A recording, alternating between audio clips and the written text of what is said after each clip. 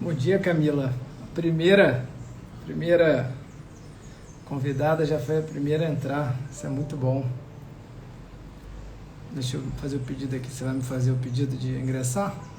Deixa eu pegar aqui.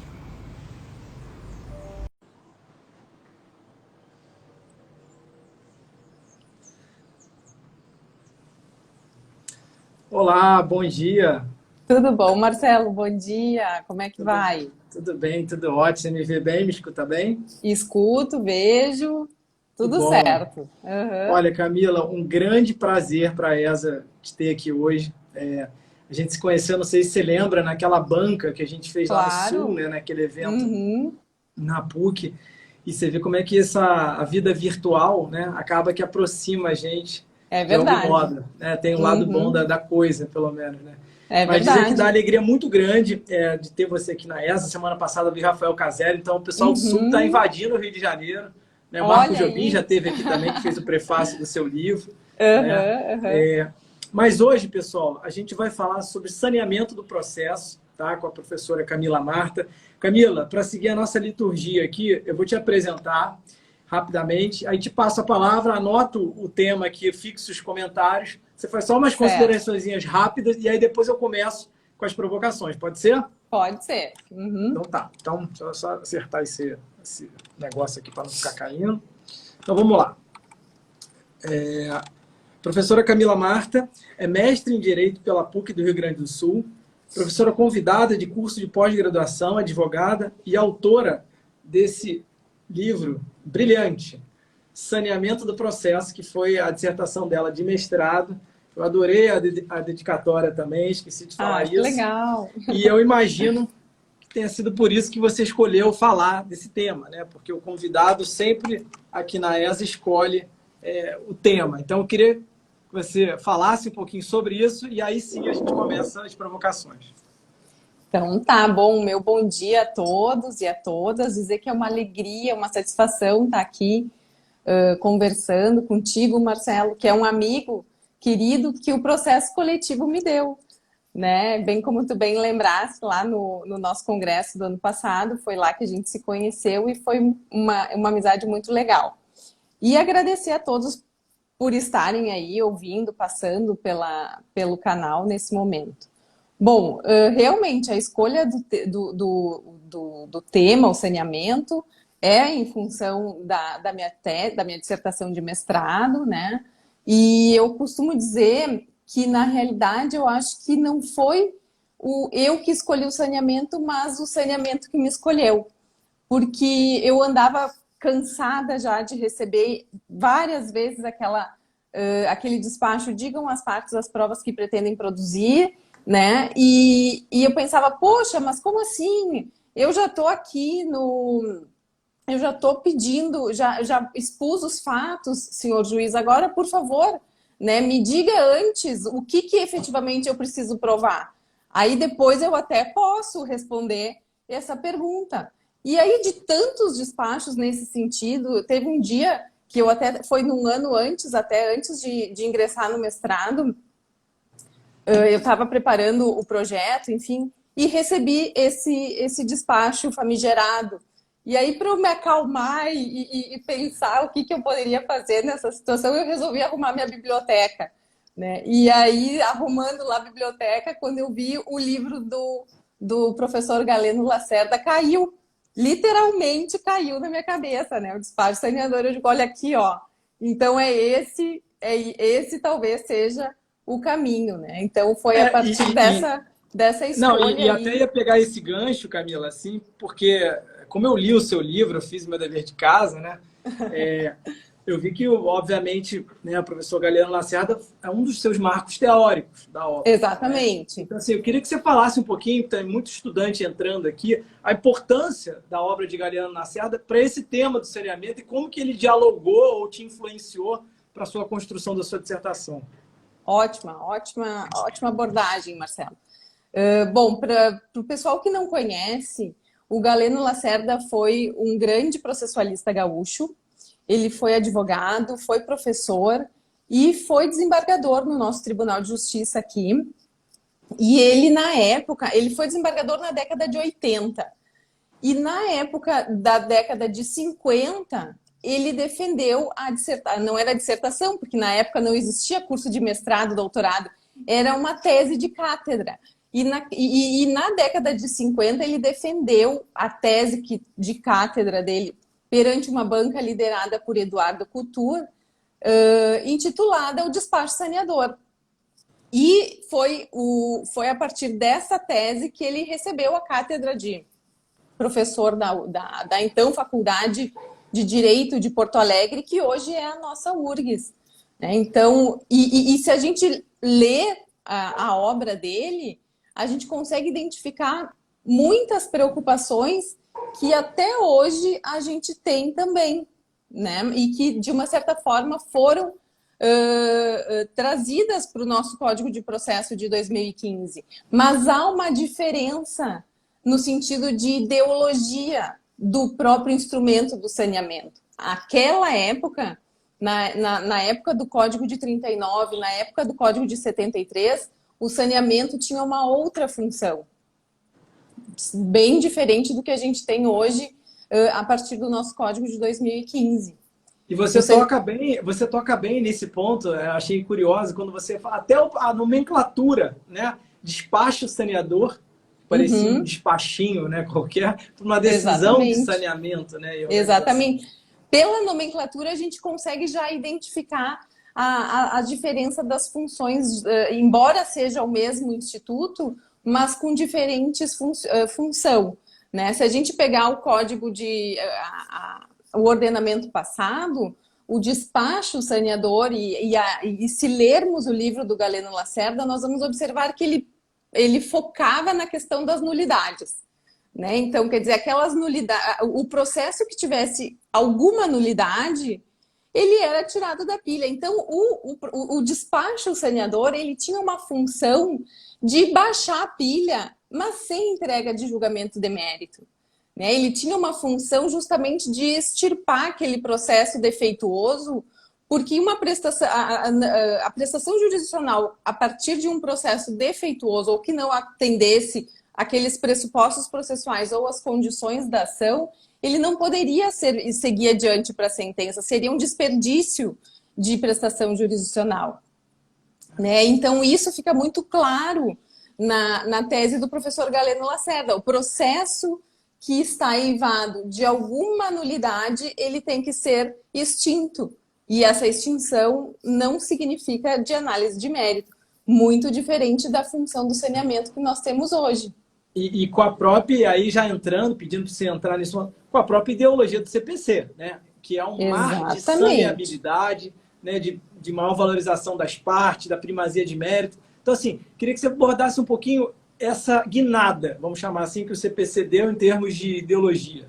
Exatamente. Então, a partir do nosso novo Código de Processo, a gente tem uma concretização maior desses princípios constitucionais, um protagonismo maior das partes, dos sujeitos do processo, né? E justamente uma utilização do processo a fim de que se tenha efetivamente uma prestação jurisdicional buscando análise e exame do mérito.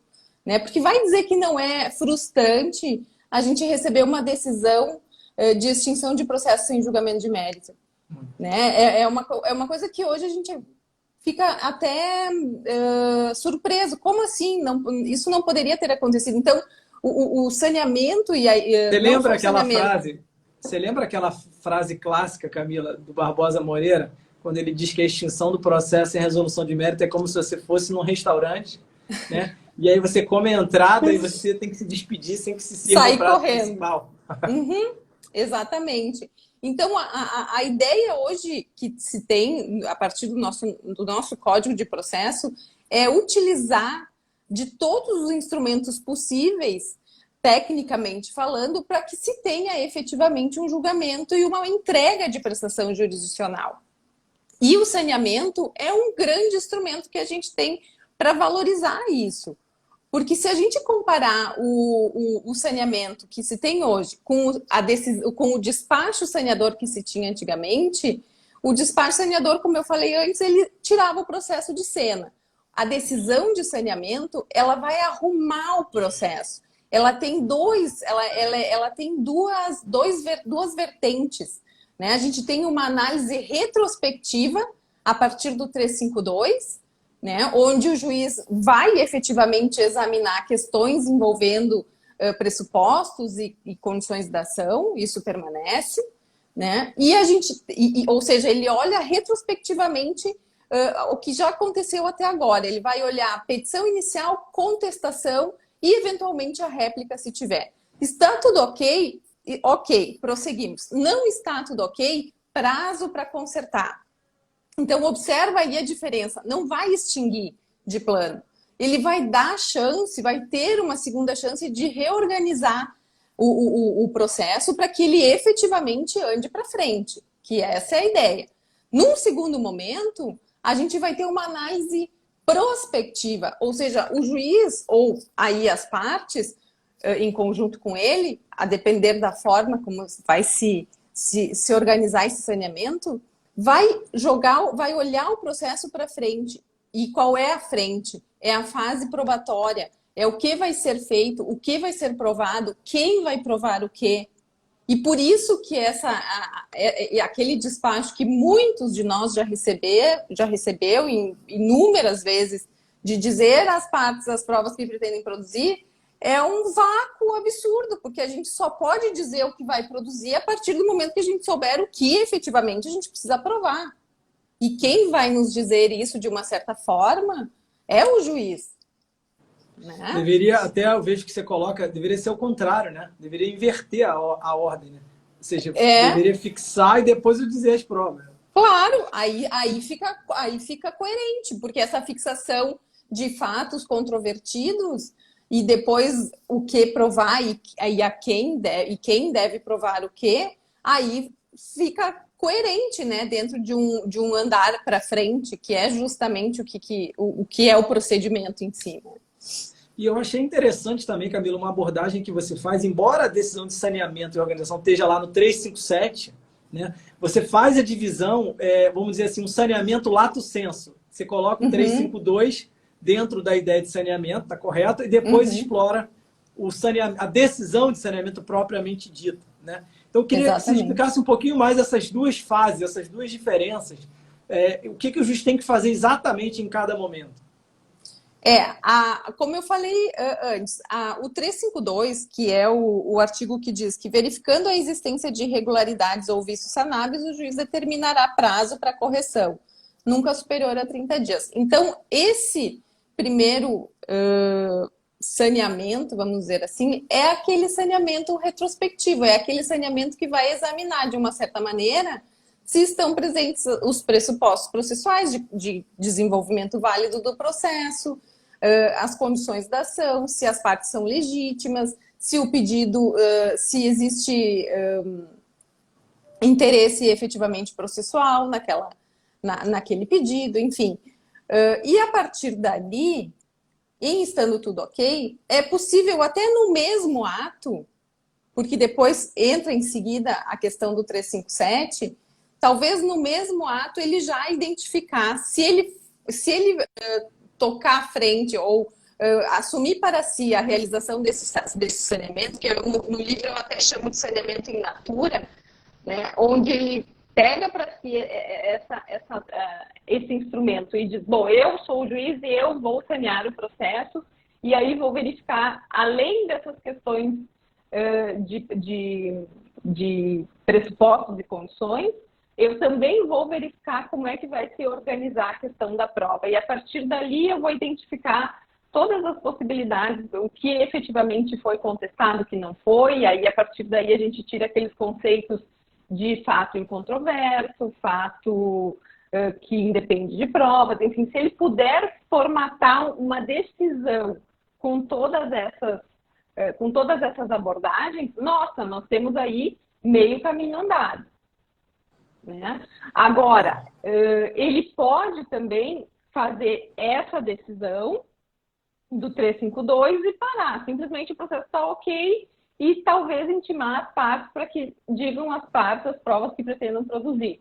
Uma alternativa que a gente tem e que o 357 nos dá é a possibilidade das partes, em conjunto, fazerem o saneamento por elas. E aí levar esse saneamento à homologação. Que aí a gente tem lá no 357, parágrafo 2º. Isso que eu ia te perguntar, para você falar um pouquinho dos tipos de saneamento que existem hoje. Quais são os tipos? Bom, o saneamento in natura, como eu falei antes, aqui é aquele que o juiz efetivamente pega para si esse ato, assume a bronca, né? E diz, deixa para mim que eu vou sanear esse processo e vou identificar para vocês o que efetivamente precisa acontecer e verificar que o que já aconteceu está ok.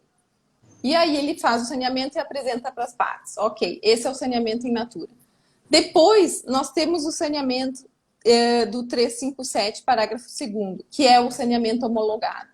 Ou seja, as próprias partes se reúnem fora do Poder Judiciário, no escritório de um dos advogados, enfim, e conversam, se reúnem e identificam o que efetivamente vão fazer nesse processo, como vão fazer. Observa aí, Marcelo, o nicho ou o campo propício para se fazer uma negociação processual. Né? Quer dizer, a partir dessa reunião, a partir dessa junção das partes e a possibilidade de efetivamente buscar uma negociação processual atinente à prova, atinente a qual perito, quem é até a questão de recursos, enfim. Observa que o campo é vasto. Camila, você vê, eu trabalho muito com ações envolvendo propriedade intelectual. Normalmente são ações muito complexas. Então, você permitir que as partes, de forma consensual, um negócio jurídico processual típico, né, consigam delimitar questões de fato e de direito para dar a moldura ao juiz. Quer dizer, você impede que o processo trilhe caminhos tortuosos, que o juiz veja alguma, né? E isso é importante, a tua fala é importante ressaltar, porque assim, ó, o juiz, ele tem um conhecimento prévio de muitas coisas, senão ele não seria juiz. Mas tem muitas outras situações que o judiciário realmente está mais afastado, né? O juiz está lá cansado no sentido assim de, normalmente, ele observa o quê? Questões envolvendo contratos de locação, questões de família, questões de sucessão, né? Posse, propriedade, enfim. Aí, às vezes, vem essas matérias, até o direito societário, que é um direito tão específico, embora seja lá do empresarial, mas muitas vezes os juízes que a gente tem nas comarcas, às vezes uma comarca pequena, que tem um juiz só para todas as questões, é humanamente impossível querer que esse magistrado tenha conhecimento suficiente a dar uma prestação jurisdicional adequada e efetiva para aquele problema. Então, a partir do saneamento feito pelas partes, esse do parágrafo 2º, eu observo que há uma chance grande das partes conversarem e se reunirem, enfim, e acertar justamente isso, evitando que daqui a pouco o juiz dê uma decisão completamente absurda e que vai ter que, de repente, depois ser tema de análise em recurso obrigatoriamente, né? Porque aí não adianta, não tem como... E aquela história assim, vou fazer um embargo de declaração, vou agravar, já não tem mais. O agravo, de uma certa forma, está limitado. Não, né? E aí, fazendo um parêntese, Camila, só um parêntese rápido, eu não sei como é que está aí no TJRS, mas aqui no Rio... raramente, quando envolve um tema de uma decisão de saneamento, ou seja, vamos imaginar uma decisão de saneamento que saneou mal, esqueceu de fixar um ponto controvertido, enfim, fez uma delimitação distorcida daquele ponto. Não cabe a rigor o agravo de instrumento. Confesso para você, eu até tento forçar algumas vezes, no inciso 2, quando versa sobre o mérito. Aí eu digo que delimitou mal, está afetando a atividade cognitiva do mérito e vai ter uma repercussão no mérito. Mas é difícil. Né? Passa em alguns casos, mas em muitos outros não passa. Então, uma delimitação mal feita, isso pode gerar a nulidade da sentença daqui a 2 anos, 3 anos. Exatamente. Então, observa que a gente tem aí uma possibilidade de evitar tudo isso, né? Depois do saneamento do parágrafo 2º, aí, para aquelas causas mais complexas, a gente tem a questão da audiência de saneamento, que é o que eu chamo de saneamento compartilhado. Inclusive, até esse termo, um dia eu estava conversando com o professor Vambier, e ele me disse, olha, Camila, esse termo, saneamento compartilhado, foi ideia minha. Aí eu disse, que legal, professor, então já vou identificar aqui, porque realmente ele, nas internas, né, ele disse, não, esse saneamento do parágrafo 3º tem que ser compartilhado, porque afinal de contas ele tem uma característica bem de compartilhamento, né? Ele acontece em audiência com o juiz, com as partes, e ali também vão fixar essas questões envolvendo tudo envolvendo questão de prova, né? Observa aqui, nesse momento, a gente tem a possibilidade também, assim como, acho que até mais nesse saneamento compartilhado, as questões envolvendo regra de procedimento, quando há inversão do ônus da prova, né? O nosso código, hoje, a gente tem a possibilidade expressa de dinamização do ônus da prova. Então, se for o caso de fazer isso, é no saneamento que a gente tem que botar, é no saneamento que tem que aparecer, né? A gente não pode ir para a fase probatória sem ter certeza efetiva de que houve essa modificação, né? Então, hoje a gente sabe que a regra que a inversão do ônus da prova é uma regra de instrução, de procedimento, né? Então, não pode chegar a inverter sem avisar ninguém, né? E chegar lá na sentença e dizer que por uma regra de julgamento se inverteu o ônus da prova. Não, aí o processo não atingiu o seu fim. Então, me parece que o saneamento compartilhado, ele também traz, é importante também para essas questões envolvendo, quando tem situações envolvendo inversão de ônus de prova.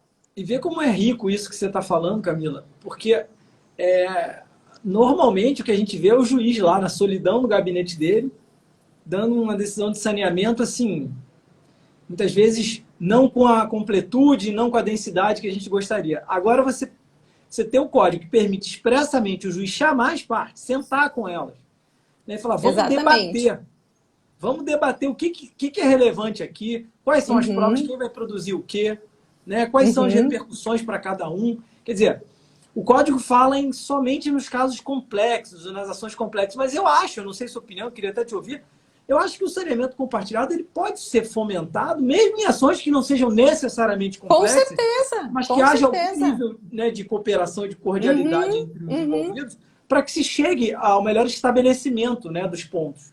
Com certeza, certamente. E isso fica bem concreto.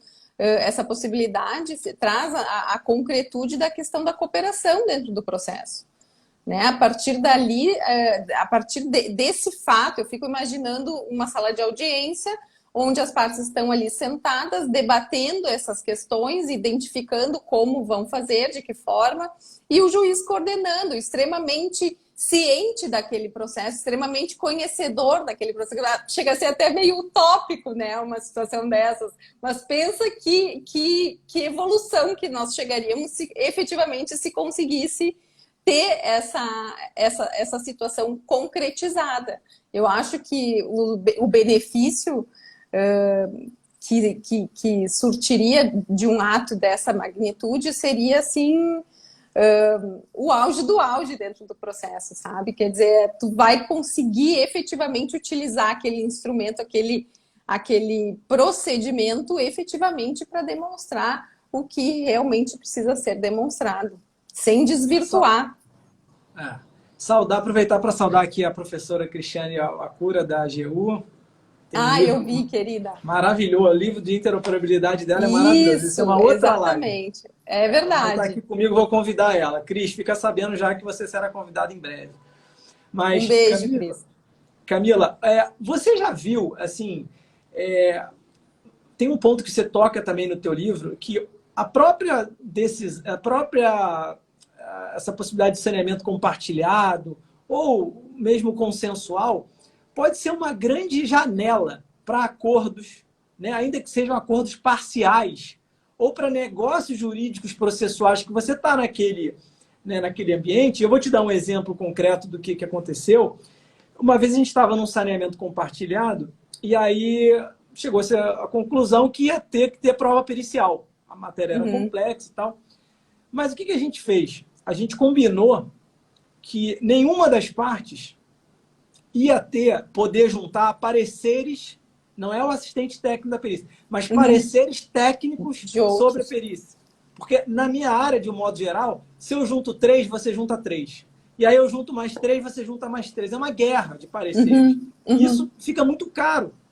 Claro. Então a gente fez um negócio jurídico processual fazendo o seguinte: as partes só vão indicar os assistentes técnicos, vedada a apresentação de pareceres técnicos, seja de engenheiros, doutrinadores, para evitar onerar. Quer dizer, numa audiência de saneamento, a gente construiu negócios processuais. Não, eu penso que é o local perfeito para isso. Não tem fora, claro que a gente acaba vendo que em determinados contratos hoje já existem cláusulas de negociação processual, cláusulas efetivamente expressas, né, onde vincula, né? Agora, a ocorrência, e muitos também, muitos contratos até não tem. Então, aí às vezes as pessoas até perguntam, tá, mas e aí essa negociação processual eu não vou poder fazer durante o processo? Gente, esse é o momento. Eu não consigo imaginar um outro momento que não numa audiência de saneamento, né, para formular um negócio processual que vai, de uma certa forma, beneficiar o bom andamento daquele processo. Né? Então, eu acho que não tem outro, a menos que também as partes depois, durante a instrução, enfim, mas me parece que daí já fica um pouco fora do ITER, né? do caminho do procedimento. Então, eu penso que na audiência de saneamento, essa do parágrafo 3º, é um local ideal para se trabalhar esse tipo de questão. Negociação processual. Observa a quantidade de temas que são possíveis a gente trabalhar dentro do saneamento. E até eu aproveito aqui para trazer uma questão que eu até não abordei no meu livro e nem na minha dissertação, porque quando a gente acaba fazendo um trabalho, uma dissertação, às vezes a gente fica tão focado na questão no centro do problema, que acaba não vendo, observando outras áreas. Tá? Semana passada, eu participei como congressista do Congresso Internacional de Direito e Economia. Estava lá, até te vi. Né? E aí, eu fiquei muito feliz em ouvir do professor Ivo Gico Júnior a respeito a palestra dele foi sobre a ineficiência da audiência de instrução do 334, da audiência de conciliação do 334. Tá? E a partir dali ele trouxe até os termos da economia, né?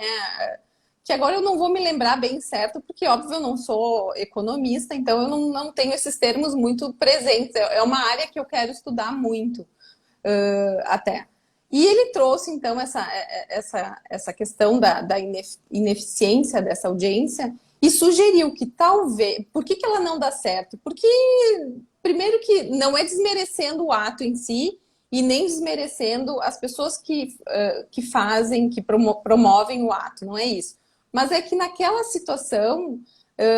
não se consegue identificar um ganha ou perde, um perde e ganha, ou não se tem barganha, pelo que eu, assim, falando bem, sem técnica econômica. Tá? Mas naquela audiência não se tem um certo poder de barganha das partes. Então, a chance de se fazer um acordo realmente é muito pequena.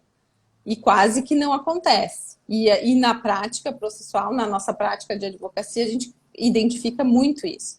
E aí, qual é a sugestão do professor?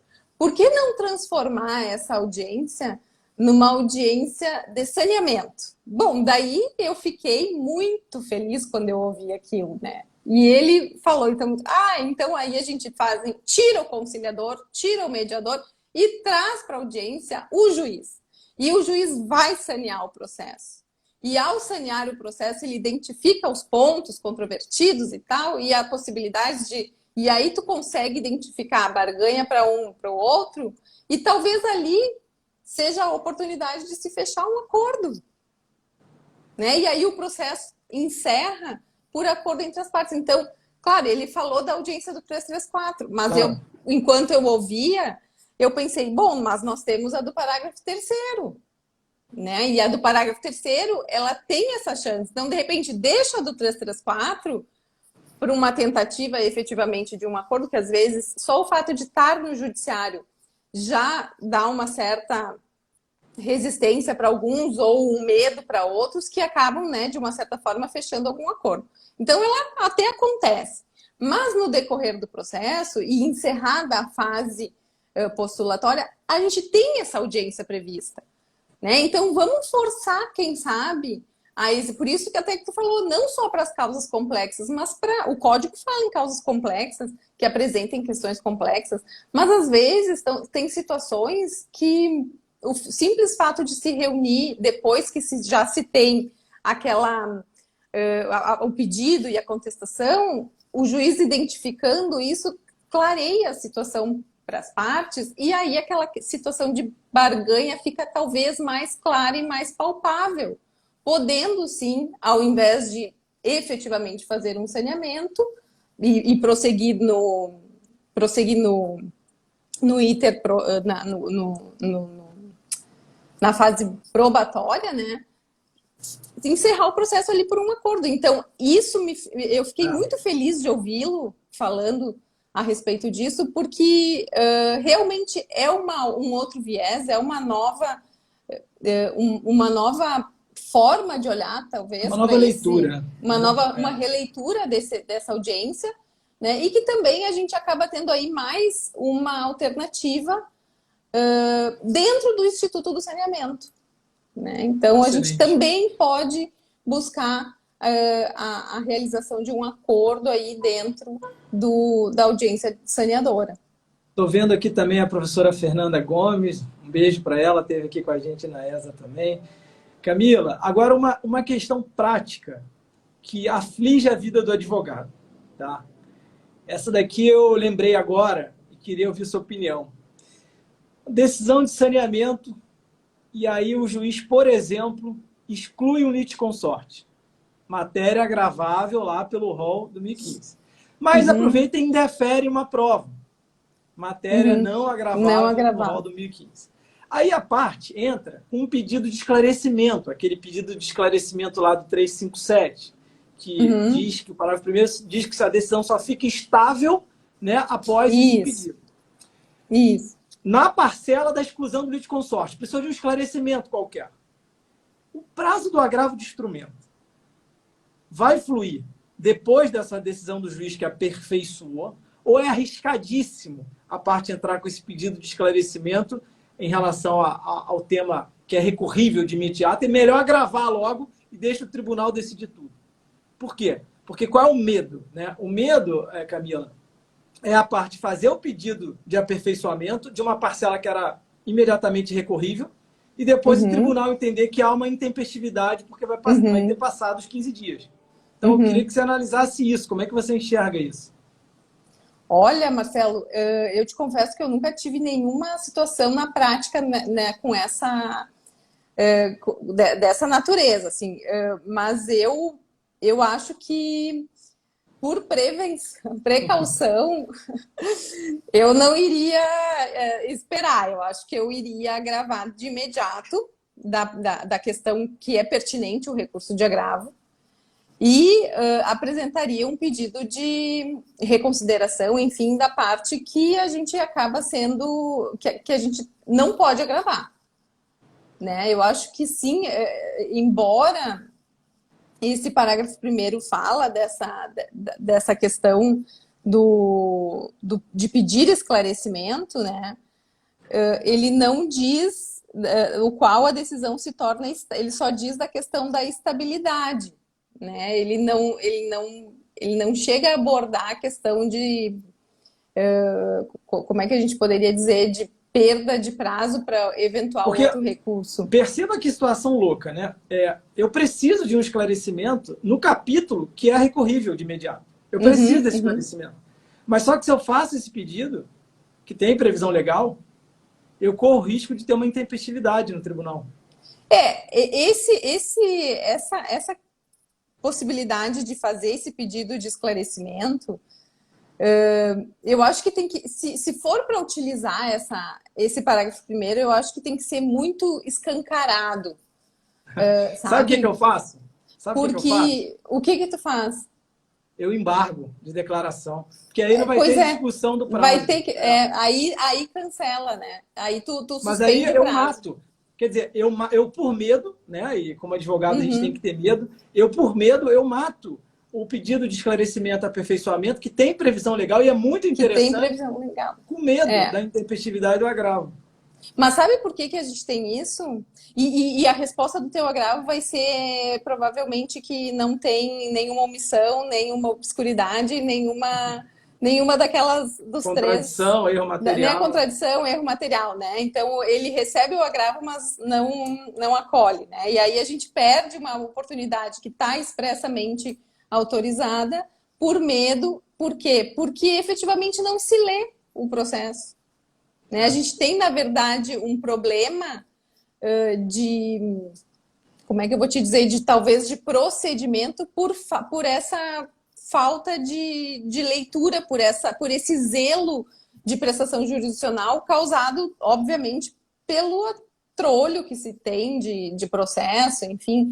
E aí acaba dando esse tipo de vácuo, né? O que aconteceu lá no Código de 73, com o despacho saneador. Ele começou a morrer, fraquinho, quase não sobreviveu. Por quê? Porque eu não vou analisar isso, eu vou analisar na sentença, em função do acúmulo de processo, né? Foi passando. E talvez esse pedido de esclarecimento aqui, ele tenha, do parágrafo 1º, ele tenha talvez uma morte já meio que anunciada, justamente por isso.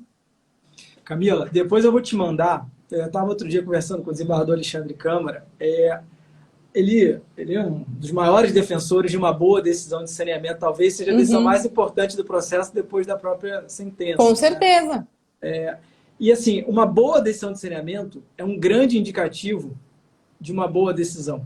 E eu vou te mandar algumas decisões de saneamento dele como relator de rescisórias. Olha aí. Para você ver o nível, a profundidade em que ele vai decotando, vai indicando quais são as questões para ele mesmo se lembrar, né? Lá na frente, quando for julgar, por quais pontos ele tem que passar. E aqui no Rio também, eu sei porque eu fiz uma pesquisa na época da dissertação do mestrado, tem algumas decisões de saneamento, eu sei que você é uma estudiosa do tema, eu acho legal, talvez a gente compartilhar e trocar essas... algumas decisões de saneamento inacreditáveis de boas. Assim, da juíza começar a fazer perguntas. Quem foram, por quê, quando, o que aconteceu. Tal. E aí você vê que ela tá, o iter procedimental da cabeça dela, o racional, né, tá claramente ali delineado e você já está vendo qual o caminho que ela pretende seguir, quais provas talvez você tenha que produzir para poder ajudar na formação do convencimento. Né? Exatamente. E aí não dá uma... A gente se empolga até, né, num processo que a gente tem e recebe uma decisão de saneamento bem feita e que tu vê que o juiz está efetivamente inteirado da tua causa de pedir e do teu processo ali, né? Então isso realmente acaba dando uma motivação ímpar, né, para a gente efetivamente continuar, diferentemente do que acontece naqueles processos em que a gente só tem diga as partes, ou então dizendo para vista autor, vista réu, vista autor, vista réu, né? Aquela coisa que acaba cansando e que a gente não tem, que a gente vê que não tá, né? Um fala e o outro não responde. Então isso eu acho muito angustiante dentro do nosso processo atual. O que é muito angustiante é receber uma decisão de saneamento do tipo partes bem representadas, não tem nenhuma questão para sanear, fixo como ponto controvertido a suposta ilicitude da conduta do réu. Pois é. Aí acaba. Aí acaba. A gente está falando de quê? Né? Exatamente. Não sabe qual é a conduta, o quê? Então, isso equivale praticamente àquele, digam as partes, a prova que pretende produzir. Né? Então, realmente, são situações e a gente tem, assim, inúmeras questões que podem ser abordadas ali dentro de uma decisão de saneamento bem feita, né? E é bem como tu falou, ela acaba encaminhando o processo e direcionando esse processo para um caminho mais enxuto, onde a gente consegue efetivamente imaginar e até assim identificar como agir, as perguntas que vão ser feitas pro perito, como que o assistente técnico vai se portar, né? Quer dizer, a gente tem ali o caminho não é mais uma areia movediça, me parece. A gente vai mais ou menos sabendo aonde vai pisar e que instrumentos utilizar. Né? O processo ele acaba sendo clareado. Essa é a sensação que eu tenho. Bom, Camila, mas eu queria que a gente falta uns 15 minutinhos ainda. Eu não posso deixar de pedir para você desenvolver esse tema, que eu acho que ele é um tema muito importante e a gente ainda não tem tantas decisões judiciais, que é uma eventual responsabilização do Estado, né, pela omissão no saneamento do processo. A doutrina fala já alguma coisa sobre isso, tem decisões, mas queria te ouvir, que você estudou profundamente o tema, então dividir com a gente seus conhecimentos. Essa questão que envolve a responsabilização do Estado pela demora do processo, uma demora ocorrida em razão da ausência do saneamento, é uma questão que eu entendo que sim, há um suporte fático para essa indenização, para a busca dessa responsabilização, na verdade, né? Só que ao mesmo tempo, por quê? Porque se a gente parar para pensar, uma prestação jurisdicional bem feita, ou melhor, uma prestação jurisdicional mal feita, aí a gente tem ali um processo intempestivo, ou seja, aquele processo que se arrasta, né? Que é aquilo, diga autor, diga réu, diga autor, diga réu, ou seja, não tem eu tenho um processo assim, que é de uma modificação de base de residência de uma criança, e foi o processo, eu distribuí o processo em 2016, nós estamos em 2020, e o juiz não conseguiu decidir ainda finalizar o processo. Faz 2 anos que ele já me deu a liminar, 3 anos que eu tenho a liminar, que a criança está na casa do pai como base de residência, e ele ainda não resolveu o processo. Tu imagina, né? Agora, obviamente que essa sentença vai ter que manter isso, porque tá tudo ok, tá direitinho. Então, a gente, até eu e a outra parte, a gente já tem conversado bastante para extinguir isso aí, julgar de uma vez, manter da forma que tá, porque tá todo mundo bem, e o juiz não resolve. Então, já tem mais de uma petição, tanto da minha parte quanto da outra, dizendo que é para ficar assim, como está, que assim tá bom. E o juiz não resolve, né? Então, observa, nós estamos já final de 2020, daqui a 18 dias entra o recesso e o processo não vai terminar esse ano. Ou seja, nós vamos entrar 2021 ainda com essa pendência, desde lá de 2016. Numa situação que já poderia ter sido encerrada e que as partes estão pedindo para encerrar. Né? Então, assim, uma prestação jurisdicional defeituosa, né? Que, obviamente, nessa situação até agora que eu contei para vocês, não teve nenhum prejuízo. Né? Mas imagina se a sentença dele vem no sentido oposto do que está, e determinando que a criança volte para a casa da mãe. Como é que a gente vai resolver isso agora? Quer dizer, é uma decisão equivocada, obviamente tem o recurso, né? Vai ter, mas tu imagina, olha o tempo de prestação jurisdicional desperdiçada. Né? E se isso causar um dano para as partes, me parece que o suporte fático para buscar uma indenização do Estado existe. A gente tem a norma constitucional, a gente tem a regra da lei orgânica da magistratura, que diz que os juízes têm que decidir em tempo adequado, não podem ficar lá com o processo muito tempo. Nós não temos efetivamente uma lei como tem a Itália, por exemplo, que diz que o processo que demorar mais de tantos dias tem que ser, a parte tem direito a uma indenização ou ressarcido, enfim, do seu prejuízo. Mas a gente tem a possibilidade de uma análise conjunta, de um arcabouço aí de normas, né, de identificar um liame aí entre a atuação errada ou ineficaz do Estado, através da prestação jurisdicional ineficiente, né, e um efetivo prejuízo.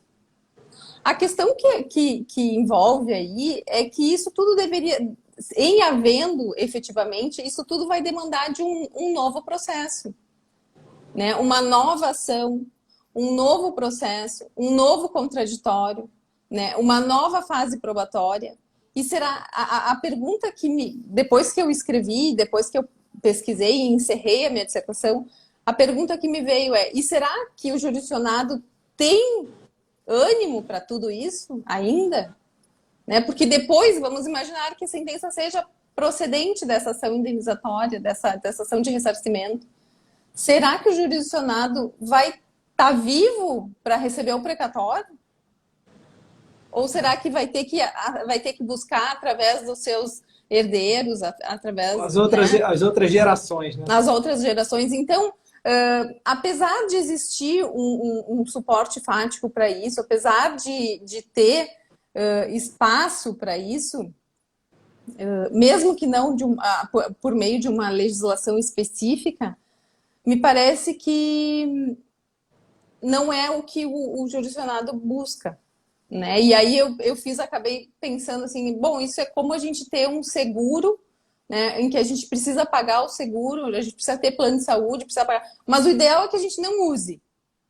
Né? O ideal é que a gente use o que a gente tem, os instrumentos que a gente tem para buscar aquela primazia de mérito e forçar que isso efetivamente aconteça. Né? Eu acho que... Diga. Não, é que eu li a pergunta do Fernando Rangel aqui. Eu acho que é interessante depois, se você puder abordar. Ele fala do saneamento compartilhado, se é possível, mesmo em caso envolvendo a fazenda pública. Parece que sim, né? Claro. Não, eu acho que sim, claro. Até porque a fazenda hoje ela está muito mais aberta à questão de negociações, então eu acho que não tem problema nenhum. Eu queria fazer um saneamento compartilhado com a Cris. Um processo envolvendo a União, fazer um saneamento compartilhado. Você vê como é que o processo ia ficar bonitinho, né? É verdade. Não, e tu vê, sabe o que eu já vi situações até em processos em que a fazenda pública, por meio, cada um falando nas suas petições, enfim, e para ver o absurdo da falta de contextualização do julgador, é que a parte fala determinada questão, a fazenda acata, né, e o juiz passa por cima. Quer dizer, não, ou seja, literalmente não leu, não viu, né? E tocou o processo à frente, fazendo etapas desnecessárias que aquele ponto específico já poderia ter sido tirado de lado. Né? E focado no que efetivamente importa. Agora eu acho... Diga. Não, pode falar. Te cortei, desculpa, te cortei. Não, eu só ia dizer que eu acho que a gente tem que prestar mais atenção no saneamento. Né? E ele é um instrumento que a gente tem e que a gente ainda talvez não tenha se dado conta da força que ele nos proporciona. E você não acha, Camila, que, como você bem colocou, o saneamento ele não é algo estanque, né? Não é uma fase, assim, não é um momento só. O processo inteiro perpassa por essa ideia de saneabilidade, né? Eu estou dizendo isso por quê?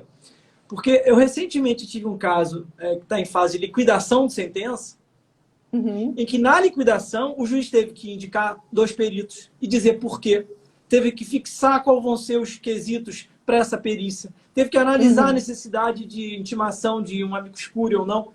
Você não acha que há um saneamento, inclusive, numa fase de liquidação? Claro, o saneamento ele é perene, ele é constante, na verdade, não perene, ele é constante no processo. Claro que ele não vai ter aquela abordagem que a gente tem lá no 352, talvez.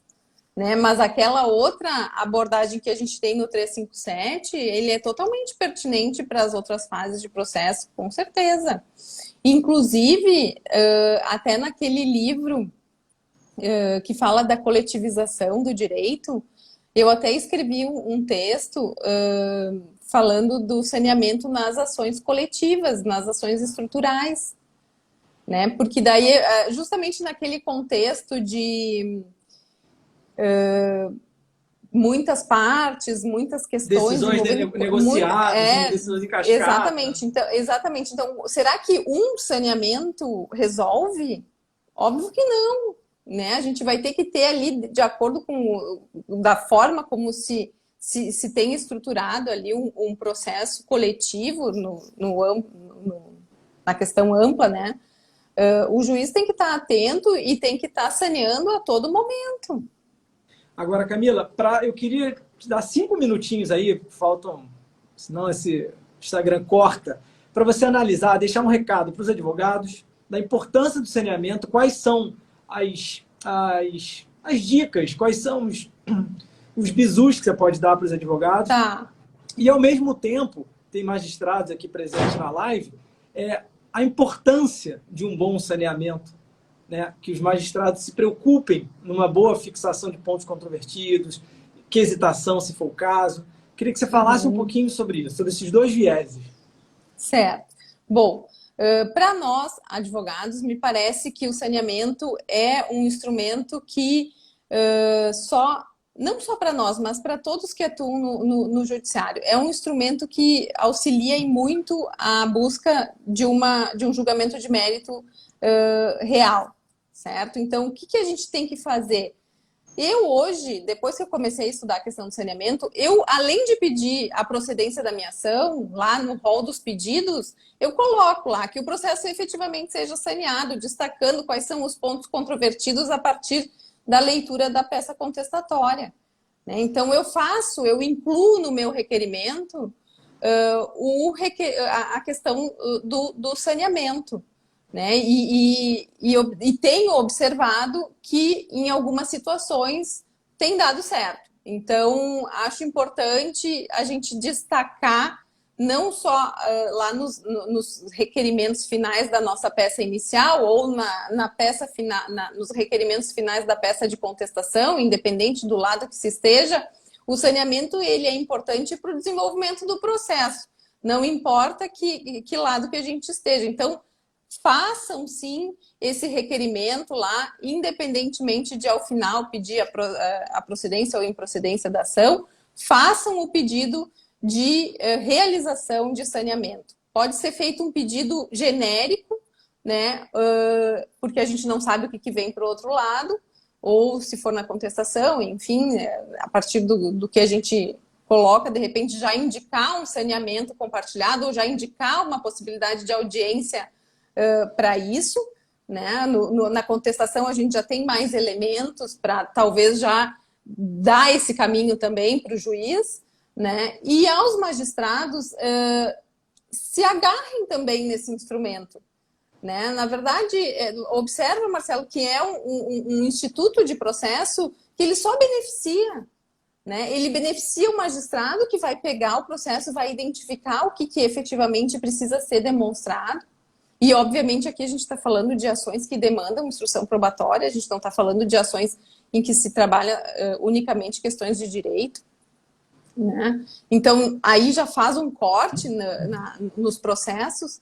Né? Então, aqueles que efetivamente precisam de instrução probatória, que os magistrados se agarrem nesse instituto e efetivamente demonstrem que leram e que identificaram essas questões para ajudar na fase probatória. E assim, Camila, os advogados precisam saber disso, que se você chega ao ponto, imagina que nós sejamos ex-adversos numa causa, se nós chegarmos a um ponto de conseguirmos fazer uma delimitação consensual, nós dois delimitarmos as questões de fato de direito para o juiz, certamente o juiz vai ficar muito feliz. Com certeza. Porque a gente vai poupar um trabalho gigante. Exatamente. Né? E eu até estou até defendendo uma ideia um pouco ousada, assim, mas eu estou defendendo na tese que o juiz pode oferecer um prêmio para aqueles que conseguem delimitar as questões de fato e de direito. Qual o prêmio? Por exemplo, a garantia de estabelecimento de um calendário processual, para dar uma previsibilidade dos prazos, dos próximos atos, retribuindo essa cooperação que foi importante para a delimitação consensual. Então, as partes vão ser estimuladas a fazerem cada vez mais isso, nos casos, obviamente, em que isso for possível e necessário, né? For possível, em troca claro, lógico. de terem uma previsibilidade dos futuros atos, de terem uma maior segurança em relação ao futuro do processo. Mas, enfim, ainda estou desenvolvendo. Não, é muito pertinente, com certeza. Eu acho que a gente tem que o saneamento hoje ele é um gigante adormecido, sabe? E eu acho que cabe a nós, todos os sujeitos do processo, acordá-lo e utilizá-lo da melhor maneira possível para que a gente efetivamente consiga concretizar essa questão do processo justo, né? Do processo eficiente. E a julgamento do mérito, que são princípios aí que a gente fala e reverbera aí a todo momento. Então, olha, vamos se agarrar nele. Eu não posso deixar de concluir a nossa live sem, mais uma vez, fazer o jabá do seu livro. Querido. Pela editora... Muito obrigada. Editora Trotti. Eu falo para você, são 3 capítulos muito bem sistematizados, leitura muito fácil, um belo prefácio do Marco Félix Jobim, e realmente quem gosta do tema, quem é um estudioso do tema, eu sugiro fortemente o livro, porque é uma obra, é um clássico que já nasceu como referência, né? Então, te parabenizar pelo trabalho, agradecer muito essa 1 hora que passou voando, né? Passou voando, é verdade. Voando. E reiterar o convite para a nossa obra coletiva que a gente vai ter das quartas processuais. O primeiro volume está saindo já em janeiro, fevereiro. Olha, que legal! Todo mundo que passou por aqui foi convidado, mandou um artigo e a gente fez uma obra coletiva. Então, para o ano que vem, você vai ser convidada também. Joia. Fernanda, todo mundo que passou por aqui. Tá bom? Uma honra. Vou te deixar com o fechamento da live. Obrigado. A nossa live vai ficar salva no IGTV da ESA, depois quem quiser acessar e rever e compartilhar. Isso aí. Gente, eu só posso agradecer. Foi uma honra, uma felicidade estar aqui nessa manhã com vocês. E dizer mais uma vez, se agarrem no saneamento e vamos ser felizes. Muito obrigada, Marcelo, e sucesso e muitas felicidades a todos vocês que passaram por aqui. Obrigado, e a todos Camila. nós. Obrigada, beijo. querido. Tchau, gente. Um beijão. Cuida. Tchau, tchau. Tchau, tchau.